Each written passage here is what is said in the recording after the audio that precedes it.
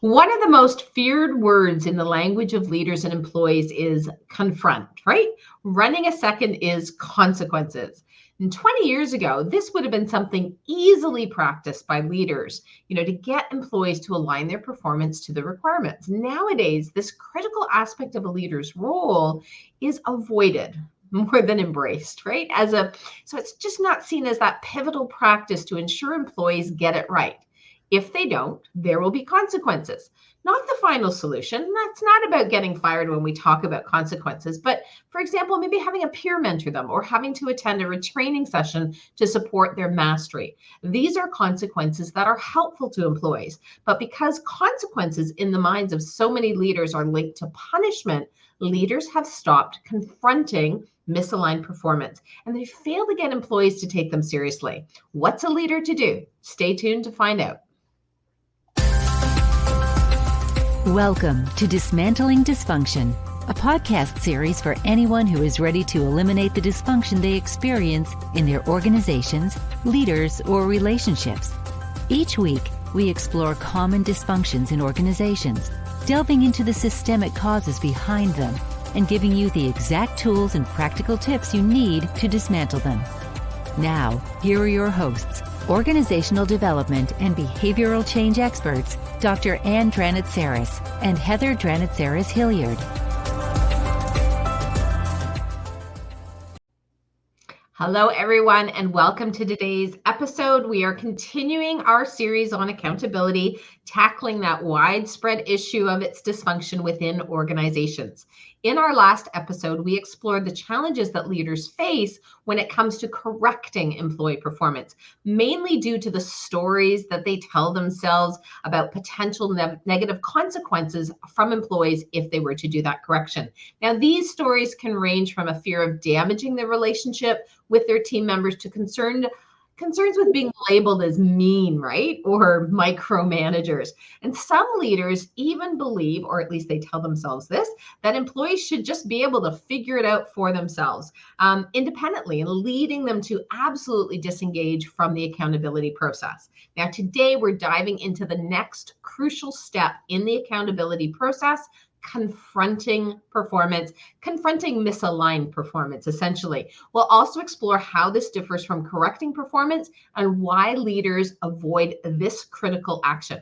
But before we continue, make sure that you are subscribed to us on our YouTube channel, you're following us on LinkedIn, and in order to not miss any of these episodes, and that you're always getting updated with our latest leadership videos. And don't forget to give this video a thumbs up if you find it valuable, or share it with others in your network that you might find benefit from what we're talking about here today. So now let's get on with exploring the lack of accountability in organizations.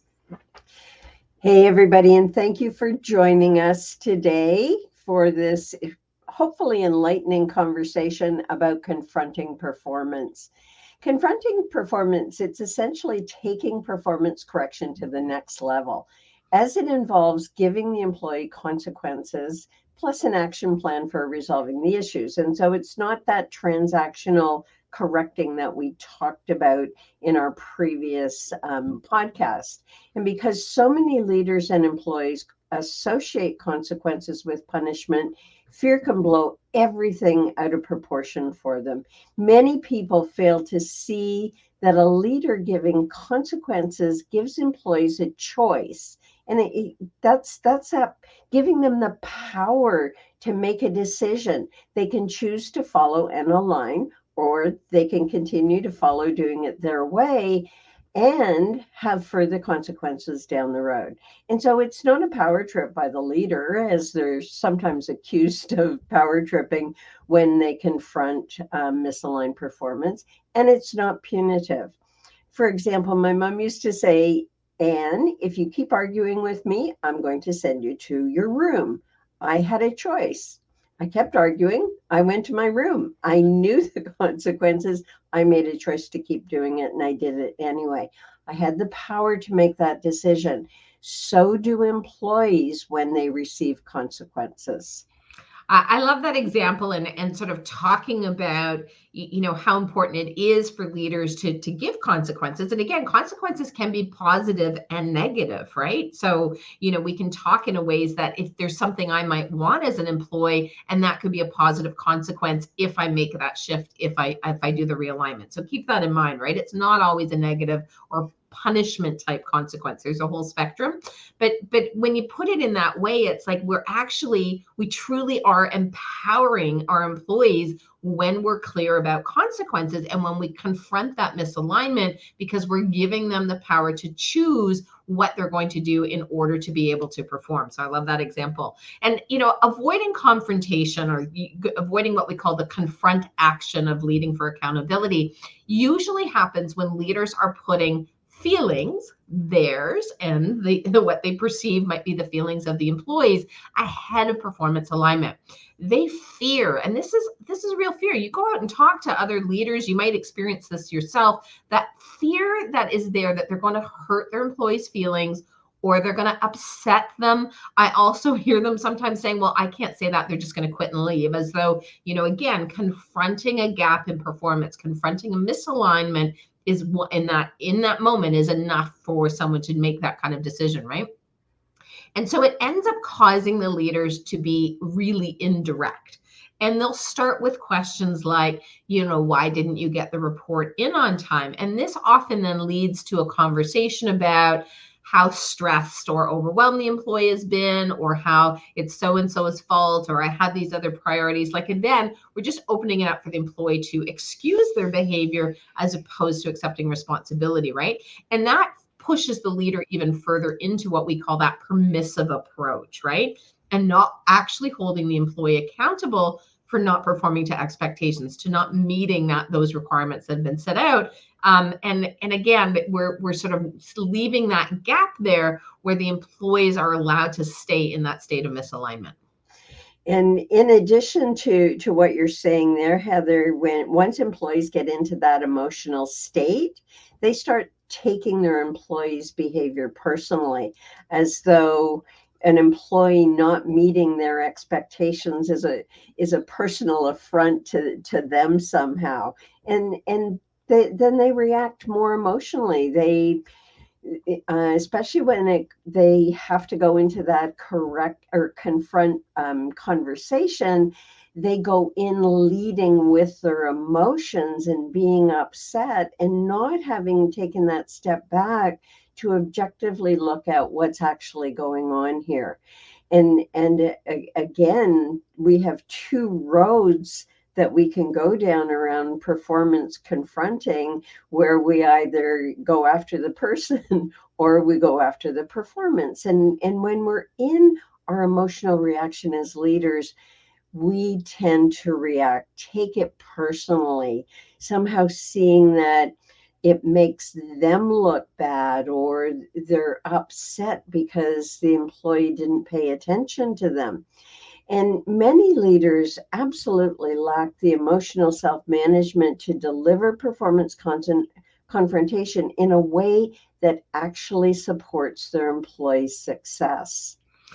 And that's so true, right? And I know one of the things that we've found so one of our clients where we really have been working hard with them, with the leadership team around accountability, is some of the leaders, because again, they go into this emotional state, they don't have the language for it, right? And so, they start using, asking the question, the example we gave, but we start introducing, how do you use words that can come to you easily while you're in that state, as you're learning and developing up your ability to use the confront action, right?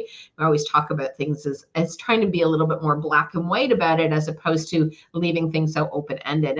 And really, it's, if leaders don't understand why they take, or when they take their employees' performance or misaligned performance personally, and they don't know how to depersonalize it in order to remain objective, they get stuck in this, right? It's really essential to focus on what is the actual performance issue, rather than making it about an employee or an individual, and sort of not separating out the performance issue from the individual's employee character. And you might think about some of the examples that you've seen in your own organization or your own experience where, even leaders, when they talk about other people who aren't performing, they talk about it as though it's about the person, right? The person's lazy, or they make judgments about them, or whatever characterization they give to the person. But that's not actually talking about, well, what's the actual performance issue?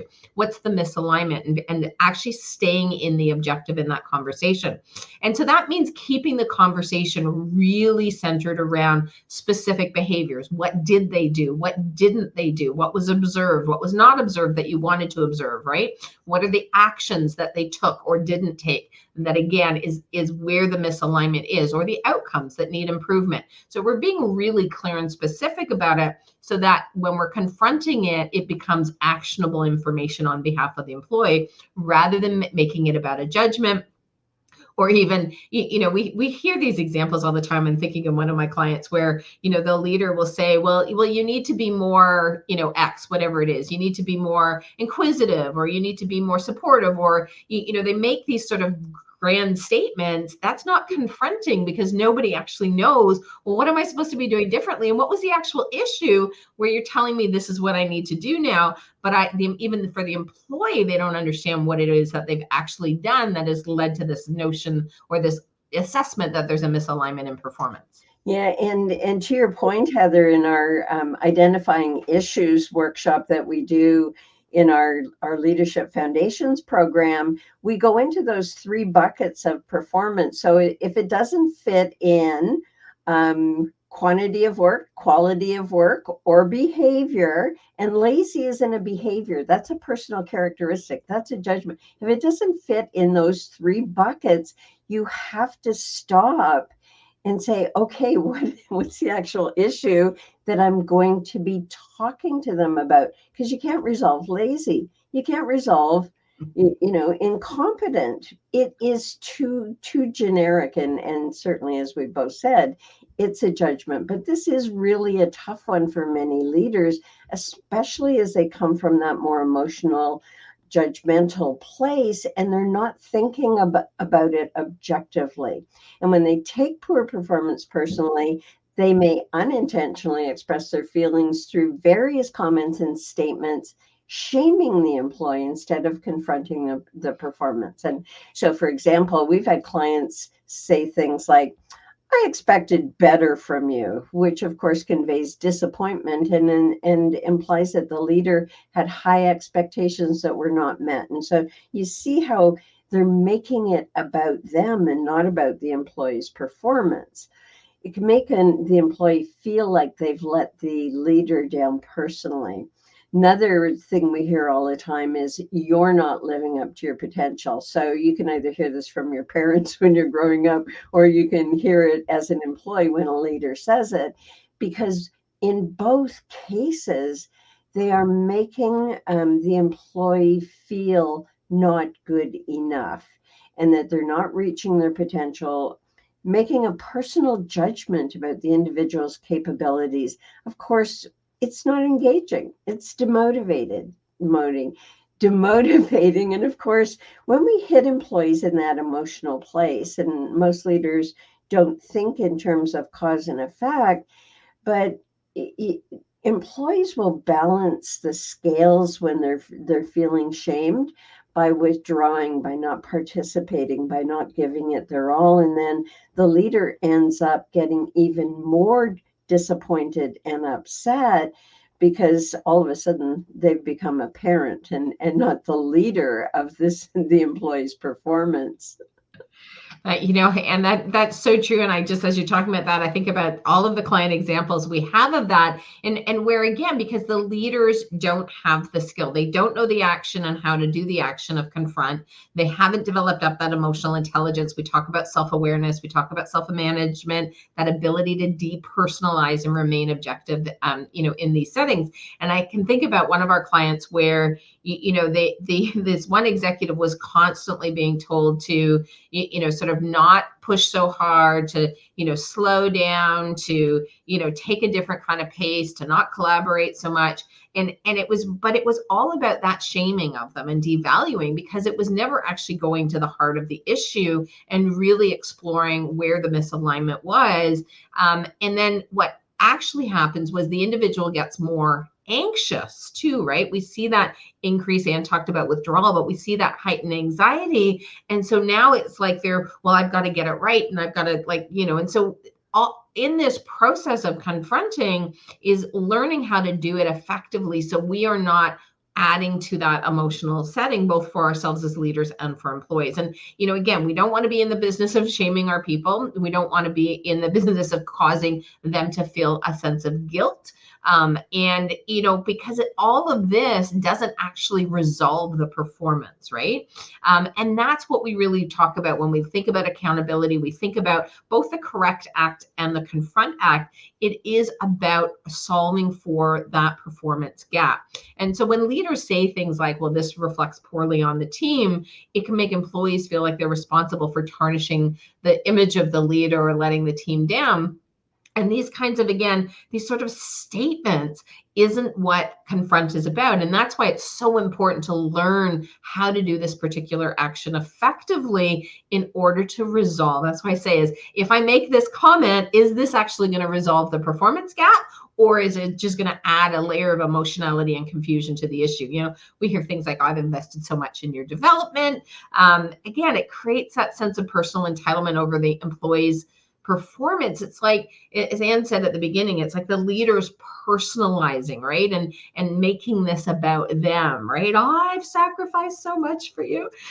It shifts them into the parental, right? Yeah, like they're managing the, again, an unskilled parental response, and forgetting what is my role as the leader. And my role is to confront the misalignment clearly and move the person back into alignment, which means I go back into defining, directing, correcting, reinstructing, redirecting as needed. But the confront is just to put a kind of, a more black and white boundary over what's going on, so that the employee, to Anne's point earlier, can choose to move into alignment. And of course, if they don't choose to do that, then we continue in a different direction. But really, it's getting to that place where you can effectively and clearly sort of stop the misalignment and move people back into alignment.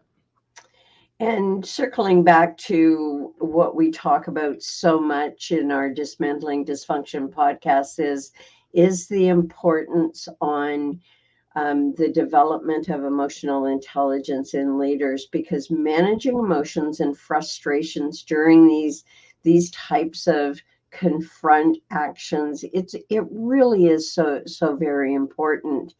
It all begins with that awareness and recognizing when we're going parental or we're leading with our frustration, and knowing the kinds of feelings that we can actually engender in our employees, because leaders have to start recognizing their emotions and judgment regarding employees, and learning how to acknowledge how these feelings impact the conversation, and how those words, the use of the words or guilt or shame-inducing statements can have the opposite impact than the leader is going for in the issue resolution or the confront conversation. And so just making assumptions and not going into the conversation openly with an open mindset, with that intention of, let's get together to get this performance into alignment collaboratively, they go in that frustrated, angry fashion. And it's not that we're casting blame on leaders here, nor do we cast blame on parents for doing what comes natural to the human being. Leaders don't get the training they need and the development they need in organizations because their development is usually deprioritized and passed over, and they're doing the best they can with the training that they have. But with the expectations of employees these days, they are failing to meet the new expectations in our evolving workplace. Yeah, and when we think about some of this too, where we see this at all levels, right? So to Anne's point, this isn't sort of specific to one place or the other in an organization. It is that absence of the development, both on the emotional intelligence side and on the skill side. And so now we've talked about how not to confront performance. So all of the things to watch for and to catch yourself doing, or to be aware when somebody else is doing it so that you can redirect the conversation. Especially for those of you who are in our audience who work on the HR side of things, this is an opportunity to help leaders, to coach leaders, to when they're coming to you with the dialogue that is more emotionally driven and judgmental and subjective, and moving them into the objective to actually focus on what the actual issue is. So let's talk now about some of how do we do this confront action effectively when it comes to leading for accountability. And now, before delving into the actual confront conversation, leaders need to be prepared adequately. And this really means having the information, what that backs up that analysis of the issue, examples, facts related to the issue. Again, what did I see? What didn't I see? What's the pattern? Where's the evidence that tells me that there is an issue? What is it that I'm seeing and observing if it's from a behavioral perspective? What's the feedback that I've heard from others? And again, we're trying to do this, that we want them to maintain in the conversation as a leader, in the confront, you want to maintain the focus on the specific behaviors or the specific actions that need improvement. So, it's not having a general conversation where, like you need to do better on hitting your timelines. It's like getting in actually into the specifics of, on the last 3 occasions, you've missed the deadline by a day or by 2 days, whatever it is. We want it concrete. And again, pretty much everything that goes on from a performance perspective, it's observable, which means we can talk about the observation of it. And of course, the right time and place for the conversation. It's not something to be done on the fly after the fact. That's essential. We want to ensure privacy. We want to have a comfortable atmosphere for the conversation to happen. I know for me as a leader, I need a couple of bullet points that I'm working for. Make sure that I have gone into this conversation well prepared, but it also helps me keep my focus in the conversation. Framing the conversation as a collaboration towards realignment rather than a reprimand is also really important. Anne mentioned this idea of that we're coming at the communication in this process in a way to try and reduce the defensive response of the employee. And that's really what this is. Like in the initial confront conversation, we're talking about when you're having it for the first time, when the correcting hasn't worked, we're now into the confront part. It requires that emphasis on the fact that we're working together towards that realignment, but this is the work that the employee needs to do, right? That the leader doesn't walk away with the action, the employee is walking away with the action. But it is a collaborative environment because we are problem solving the issue to a degree. And you're really spot on around the need to set up the conversation in a comfortable way, especially when delivering consequences of continued misaligned performance, because it's critical that the employee be able to take in what is being said and the effort that the leader is making to be helpful and supportive. We have a saying, no consequences, no behavioral change, for all of you who tell employees that they're doing things wrong without giving consequences. Consequences act for the catalyst for change, ensuring that employees grasp the seriousness of performance issues and the need for realignment. However, it's really important also to ensure that consequences are fair, proportionate especially, and directly related to the performance problem. And leaders need to really communicate the reasons behind the actions and how they're linked to the performance issue, so they can enable the employees to comprehend the impact of their actions and what they can do to avoid similar consequences in the future. So this is a planned conversation. Just to wrap up what we've said in these first couple of points, it's like we plan it and we deliver it. It's not something we just jump into without thinking through how is the employee going to respond, and how do I remain centered myself as a leader so that I don't react to any sort of opposition or defensiveness from the employee.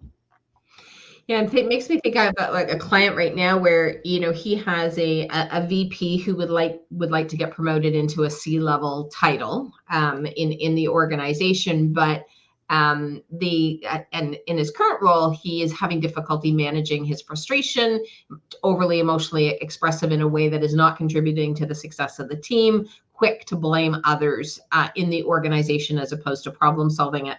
And so as he's talking about going into the confront, the consequence for this individual is he aspires to achieve that next level in the organization or in his career progression and status.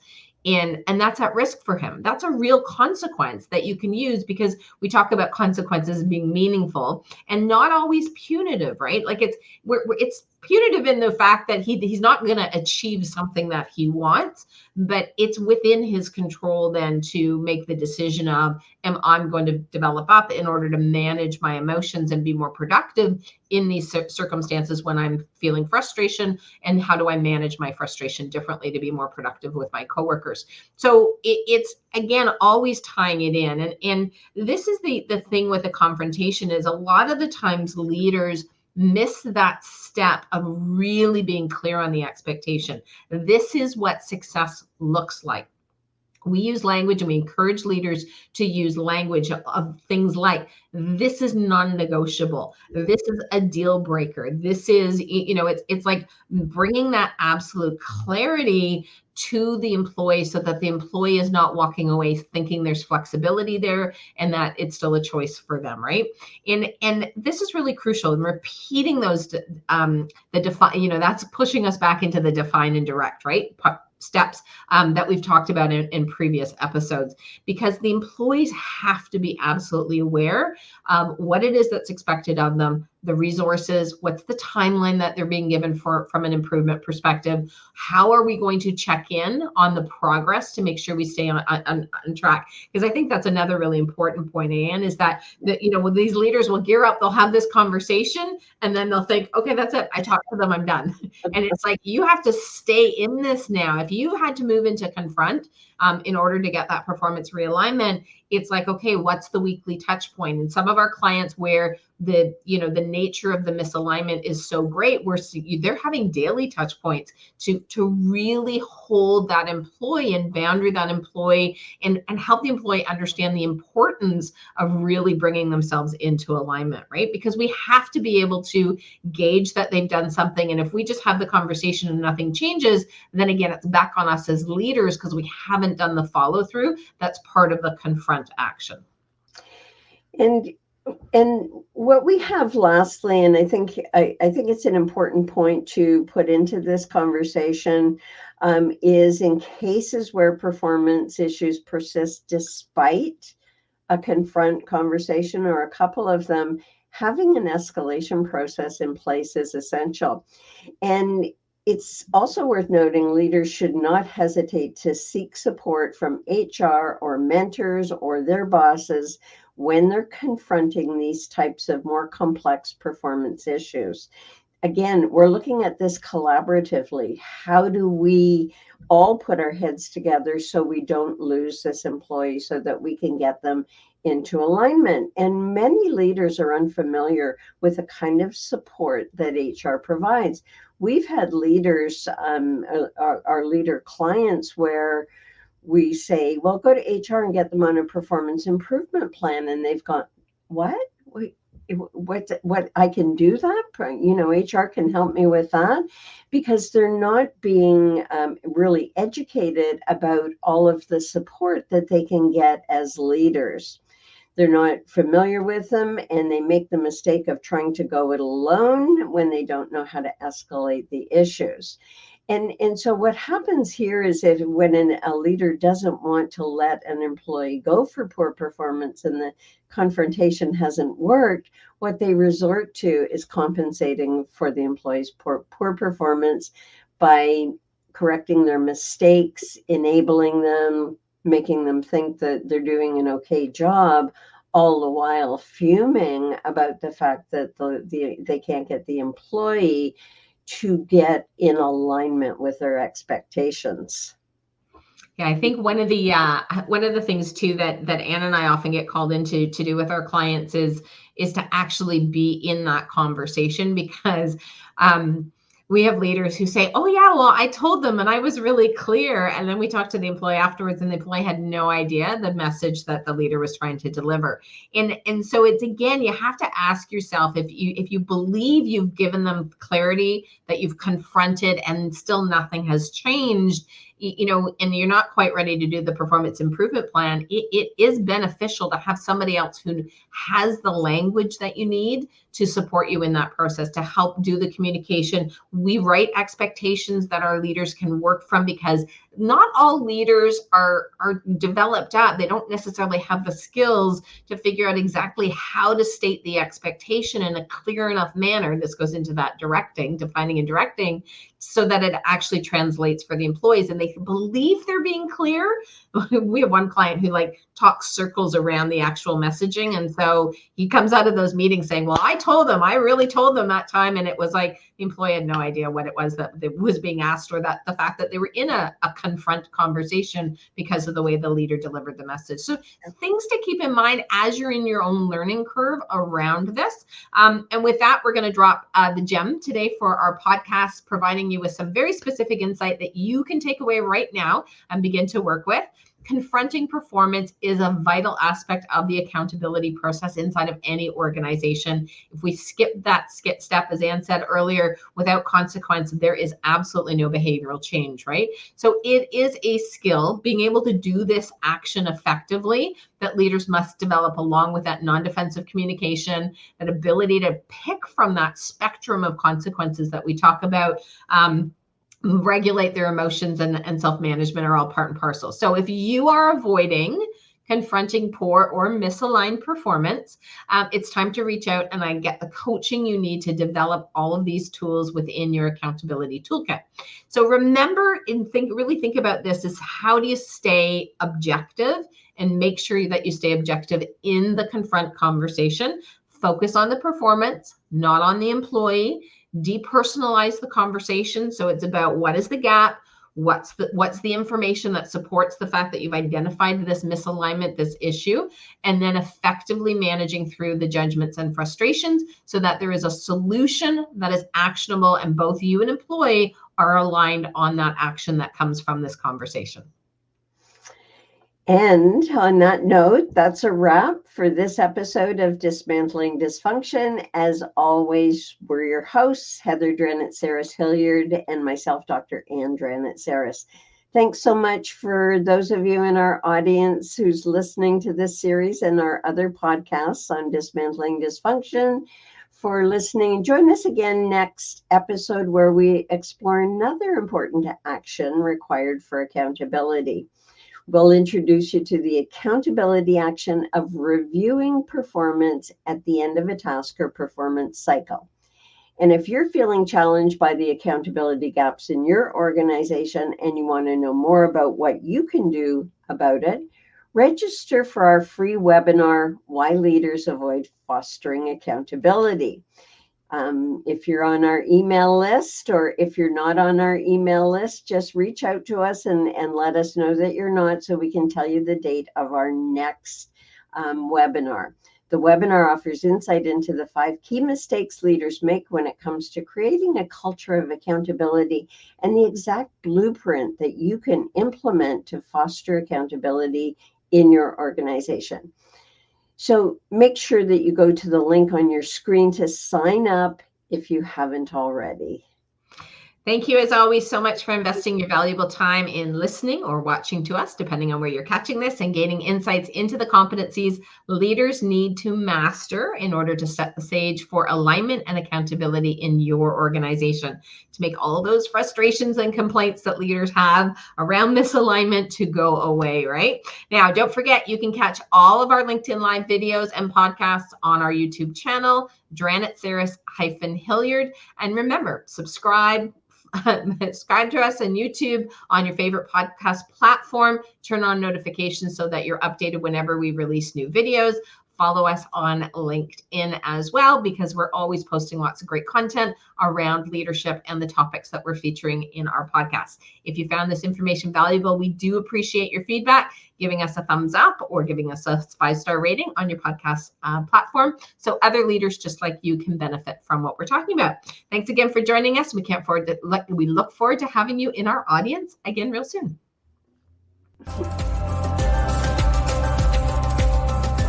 Thank you for listening to the Dismantling Dysfunction podcast with Dr. Ann Dranitsaris and Heather Dranitsaris-Hilliard, organizational development and behavioral change experts.